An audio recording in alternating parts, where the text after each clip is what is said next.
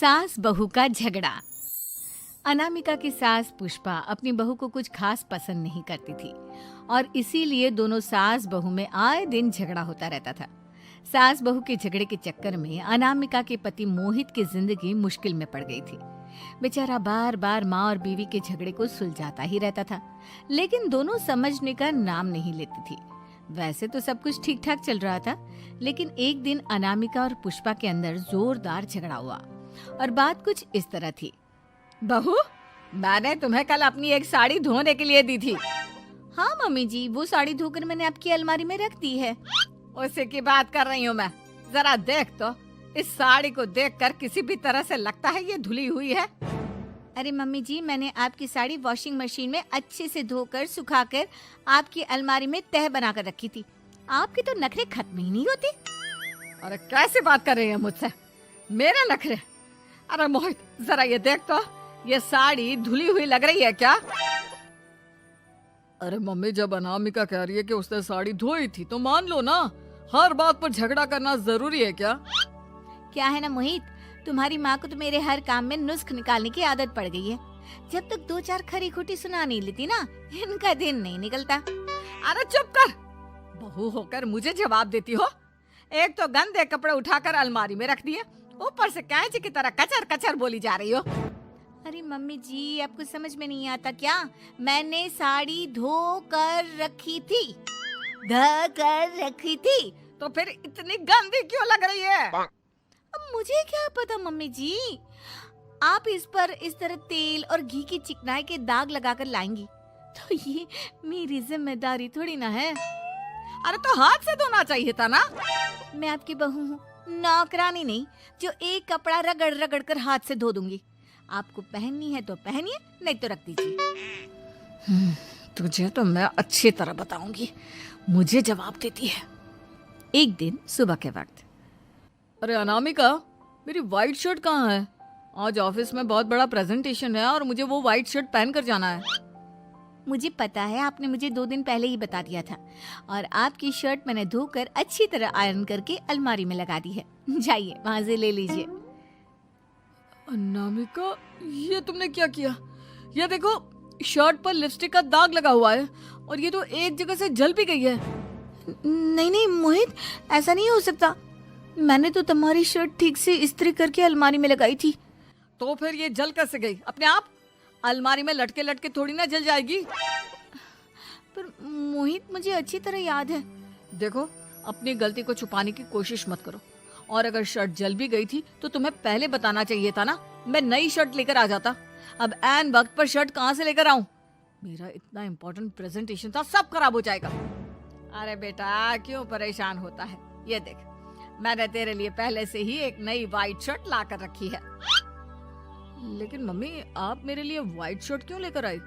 अरे मुझे पता था तेरा प्रेजेंटेशन होने वाला है और अपनी इस बहू पर तो मुझे बिल्कुल भी भरोसा नहीं। क्या पता मेरी साड़ी की तरह तेरी शर्ट भी गंदी करके रख देती। और देख, वही हुआ ना।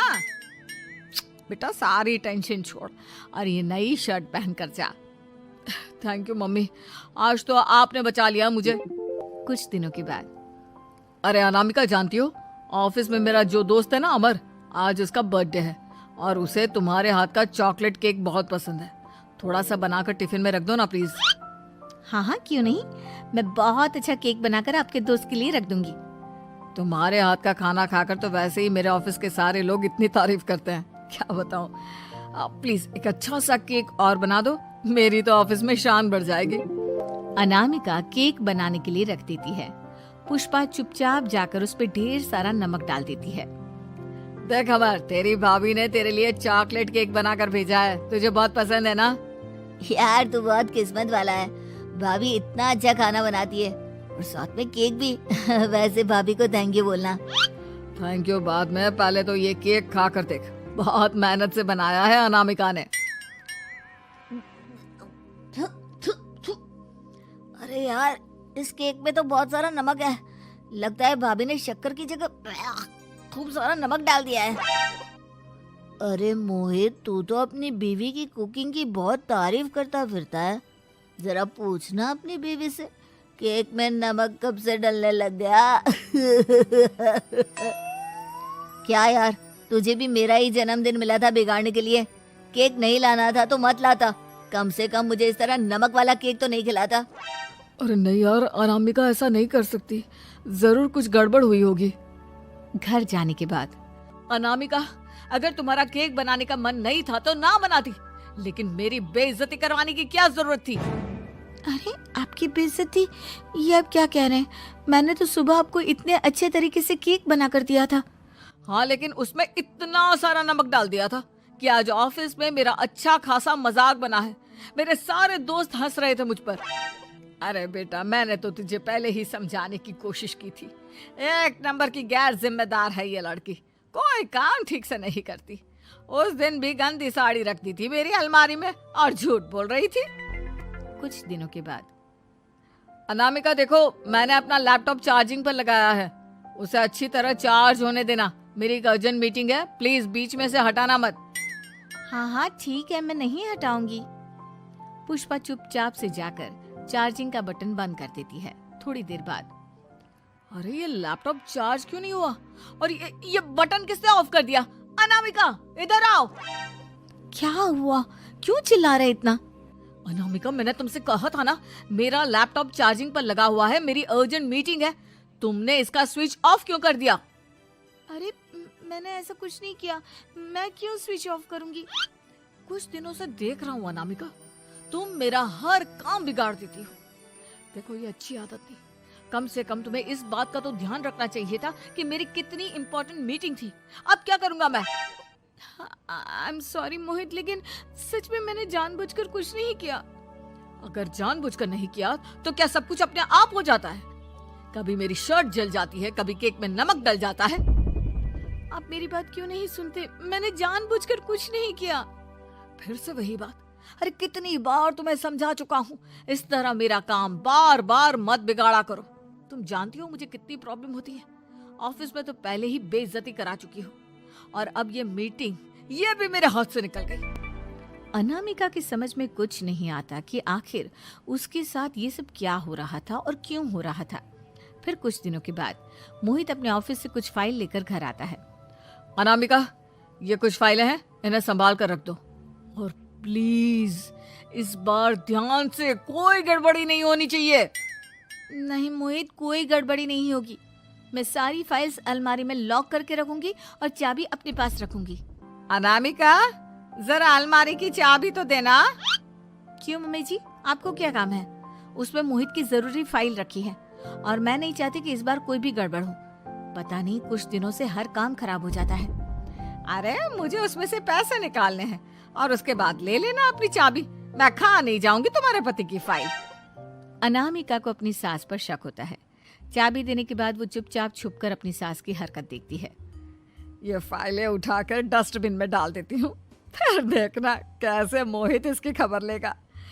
इस बार तो छोड़ेगा नहीं इसे। वैसे भी पहले मैंने जो कुछ भी किया है उसकी वजह से अच्छी खासी डांट पड़ी है, मजा आ जाएगा। अच्छा तो ये बात है, सारा काम मम्मी जी बिगाड़ देती हैं, वो भी इसलिए क्योंकि मेरा उनसे झगड़ा हो गया है। सास के जाने के बाद अनामिका मोहित को बुलाकर लाती है। क्या हुआ अनामिका, क्या दिखाना है? ये देखिए, आपकी फाइल डस्टबिन में पड़ी हुई है। इसीलिए तो कहा था संभाल कर रखना, और तुमने उठाकर ये फाइल डस्टबिन में डाल दी।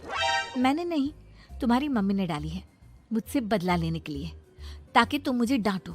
और अगर मैंने डाली होती तो मैं तुम्हें दिखाने के लिए बुलाकर तो नहीं लाती ना। सही कह रही हो, मैं अभी मम्मी से जाकर बात करता हूँ।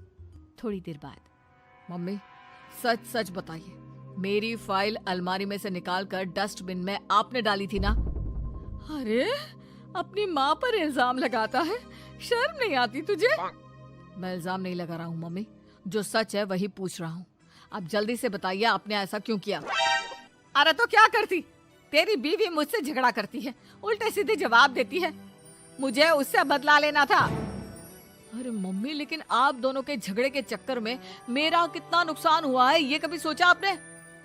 मम्मी जी, अगर आपका बदला पूरा हो गया हो तो आइंदा ऐसी कोई हरकत मत करना, क्योंकि अब आपकी सच्चाई हमारे सामने आ चुकी है। यह तो वक्त ही बताएगा मैं क्या करूंगी और क्या नहीं। मम्मी जी, कहा ना आप ऐसा कुछ नहीं करेंगी। अरे मेरी जो मर्जी आएगी वो मैं करूंगी। मेरा सर घूम रहा है। सास बहू के झगड़े में मेरी जिंदगी का तो कचरा हो गया है, कचरा।